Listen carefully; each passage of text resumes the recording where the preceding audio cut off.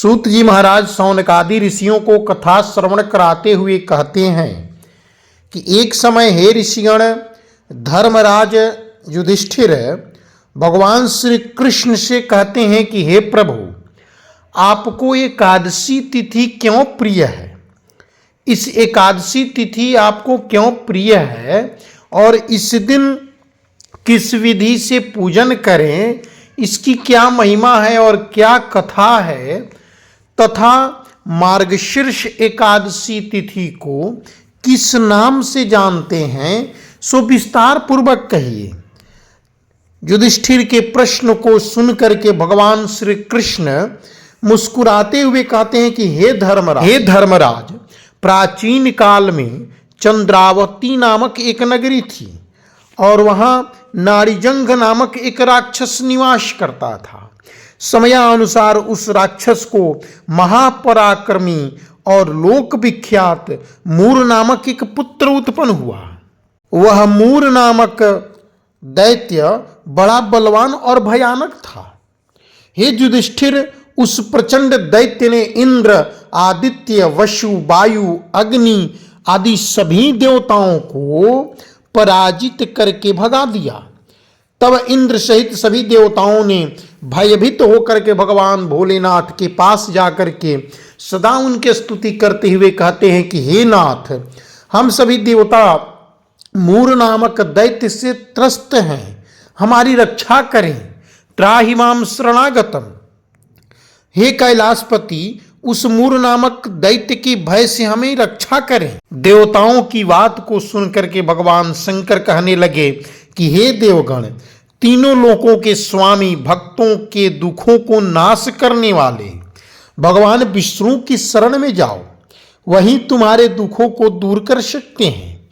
शिव जी के कथनानुसार इंद्रादिक सभी देव लक्ष्मीपति के समीप जाते हैं और जाकर के कमल नयन भगवान विष्णु की विद्वत हृदय से स्तुति करते हैं और प्रार्थना करते हैं कि हे नाथ, आपको बार बार नमस्कार है, आपको कोटि कोटि नमस्कार है, हमारी रक्षा करें। दैत्यों से भयभीत होकर के हम सब देवता आपकी शरण में आए हैं। भगवान श्री कृष्ण कहते हैं कि हे युधिष्ठिर, देव अनेक प्रकार की प्रार्थना स्तुति किए। हे नाथ, मूर नामक दैत्य के भय से समस्त देव इधर उधर भागे भागे फिर रहे हैं। हे नाथ, आप तो सर्वव्यापक हैं। हे पितामह, ब्रह्म, सूर्य, चंद्र, अग्नि, सामग्री, होम, आहुति, मंत्र, तंत्र, यप, यजमान, यज्ञ, कर्म, कर्ता, भोक्ता भी आप ही हैं। आप सर्वव्यापक हैं। हे नाथ, उस मूर नामक दैत्य से हमारी रक्षा करें। वह दैत्य स्वयं को इंद्र, अग्नि, वरुण, यम, वायु, ईश, चंद्रमा, नैऋत्य आदि सबके स्थान पर अधिकार करके और सूर्य बनकर आप में ही प्रकाशित करता है। वह स्वयं मेघ बन बैठा है। हे प्रभु, सबसे अजेय है। हे असुर निकंदन, उस दुष्ट को मार करके देवताओं को अजेय बनाइए। इंद्र के ऐसे वचन सुनकर के भगवान लक्ष्मीपति कहते हैं कि हे देवताओं, मैं शीघ्र ही तुम्हारे शत्रु का संहार करूंगा। तुम सभी देव चंद्रावती नगरी को चलो। इस प्रकार कहकर के भगवान सहित सभी देवगण चंद्रावती नगरी की तरफ प्रस्थान किए। भगवान श्री कृष्ण कहते हैं कि हे धर्मराज, उस समय दैत्यपति सूर, वह दैत्यपति मूर नामक दैत्य सेना सहित युद्ध भूमि में गर्जन कर रहा था। उस बलवान असुर की गर्जना सुनकर सब देवता भय के मारे चारों दिशाओं में भागने लगे। श्री कृष्ण कहते हैं कि जब वह मूर नामक दैत्य गर्जना करने लगा तो उसके डर से सभी देव भाग खड़े हो गए। जब स्वयं भगवान रणभूमि में आए तो दैत्य उनको भी देख करके अनेक प्रकार के अस्त्र शस्त्र तथा आयुधों को लेकर के दौड़े। भगवान ने उनको आता देखकर सर्प के समान अपने बाणों से उनके शरीर को बींध डाला। बहुत से दैत्य उनके हाथों मारे गए, केवल एक मूर नामक ही दैत्य जीवित बचा रहा। भगवान श्री कृष्ण कहते हैं कि वह अविचल भाव से भगवान से युद्ध करता रहा। भगवान जो भी तीक्ष्ण बाण उसके शरीर में मारते रहे वह उसके लिए पुष्पों के समान हो जाते थे। हे युधिष्ठिर, शस्त्रों के प्रभाव से उस मूर नामक दैत्य की शरीर छिन्न भिन्न हो गया, परंतु वह फिर भी भगवान लक्ष्मीपति से युद्ध करता रहा। वह आपस में मल्ल युद्ध करने लगा। अनेक वर्षों तक उनमें मल्ल युद्ध होता रहा, परंतु वह मूर नामक दैत्य भगवान से पराजित नहीं हुआ। हे युधिष्ठिर, तब भगवान विष्णु युद्ध से थक करके बद्रिक आश्रम चले गए। बद्री आश्रम गए और वह बद्री आश्रम के समीप एक हेमवती नामक सुंदर गुफा रहती थी। उस गुफा में जाकर के विश्राम करने लगे। हे युधिष्ठिर, वह गुफा 12 योजन लंबी थी और उसके एक ही द्वार थे।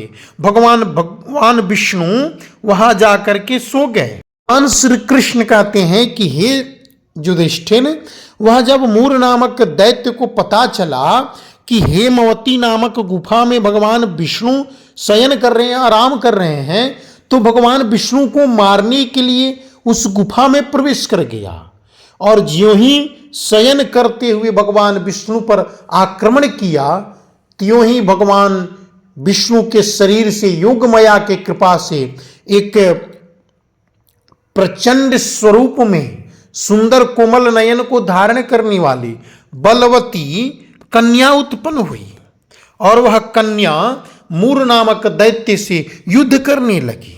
श्री कृष्ण कहते हैं कि वह दैत्य उस बलवान कन्या को देखकर आश्चर्यचकित हो गया, साथ में युद्ध करने लगा। उस कन्या के ऐसे भयानक पराक्रम को देखकर दैत्य विचार करने लगा कि इस कन्या को किसने बनाया है जो ऐसा भयानक युद्ध कर रही है। वह ऐसा विचार कर ही रहा था कि उस महादेवी ने उस बलवान दैत्य के रथ को चूर चूर कर दिया तथा उसके अस्त्र शस्त्रों को भी काट कर टुकड़े टुकड़े कर दिए। हे युधिष्ठिर, तब वह दैत्य महान क्रोध करके मल्ल युद्ध करने के लिए प्रेरित करने लगा, परंतु देवी ने उसको धक्का मारकर मूर्छित कर दिया। जब वह दैत्य मूर्छा से जगा तो उस देवी ने उसके सिर को काट डाला। इस प्रकार वह मूर नामक दैत्य पृथ्वी पर गिरकर मृत्यु को प्राप्त हुआ और बाकी दैत्य डर के मारे पाताल लोक को भाग गए। इधर जब भगवान विष्णु की निद्रा टूटी तो देखे कि मूर नामक दैत्य पृथ्वी पर पड़ा हुआ है। तब वह कहने लगे कि इस दैत्य का वध किसने किया। तब भगवान उस कन्या से पूछने लगे कि हे देवी, जिस दैत्य ने इंद्रादिक सब देवता को भयभीत कर दिया था, स्वर्ग से भगा दिया था, उस दैत्य को किसने मारा। भगवान की बात को सुन करके वह कन्या कहने लगी कि हे भगवान, जब आप शयन निद्रा में थे तो यह दैत्य आपको मारने के लिए उद्यत कर रहा था, आक्रमण कर रहा था।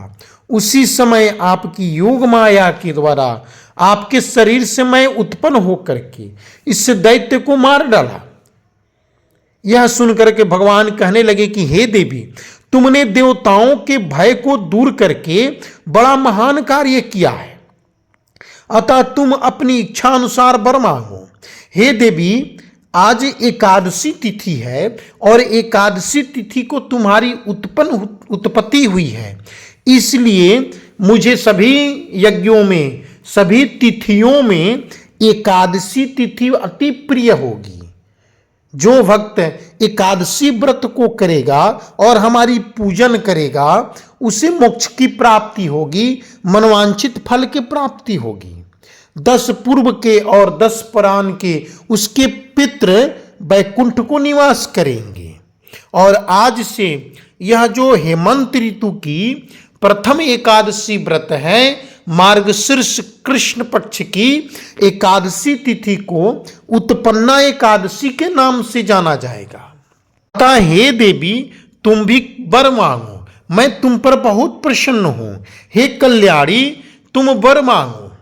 भगवान की बात को सुन करके वह कन्या कही कि हे प्रभु, जब आप मुझ पर प्रसन्न हैं तो हे नाथ आप मुझे वर प्रदान करें, वरदान दीजिए कि जो कोई मेरा व्रत करे उसके समस्त पाप नष्ट हो जाएं और अंत में वह मोक्ष को प्राप्त होवे।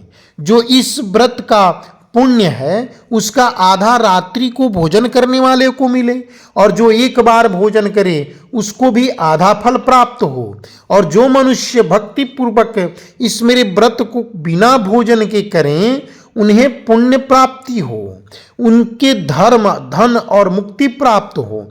भगवान कहने लगे कि हे कल्याणी ऐसा ही होगा, मेरे और तुम्हारे भक्त एक ही होंगे और वे अंत में मोक्ष को प्राप्त करके मेरे लोक को प्राप्त करेंगे।